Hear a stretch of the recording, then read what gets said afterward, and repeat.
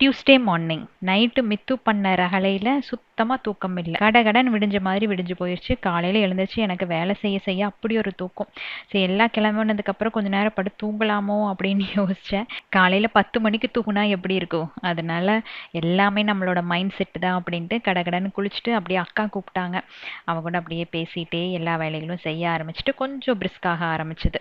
ஒரு 5 நிமிஷம் மனசை விட்டு சிரிச்சாலே அந்த டேக்கான எனர்ஜி ஃபுல்லா கிடைச்ச மாதிரி தான் இருக்கும். நானும் அக்காவும் என்ன பண்ணுவோம் அப்படின்னா, எவ்வளோ அடி வெளியே வாங்கியிருப்போம். அந்த மாதிரி அடிகள் எல்லாம் வந்து சொல்லி சொல்லி சிரிச்சுக்குவோம். அந்த டைம்ல கஷ்டமா இருக்கும். பட் நாங்க 2 பேரும் வந்து அத கொஞ்சம் காமெடியா மாத்தி பேசி சிரிச்சுட்டு இருப்போம். ஸோ அன்னைக்கு வந்து கொஞ்சம் செடிகளை எல்லாம் பராமரிச்சு விட்டுட்டு அப்படியே மித்துக்கும் பாப்பாக்கும் லஞ்ச் கொண்டு போய் ஸ்கூல்ல வச்சுட்டு அவனை பேஸ்கெட் பால்ல ஜாயின் பண்ணி விட்டுட்டேன்.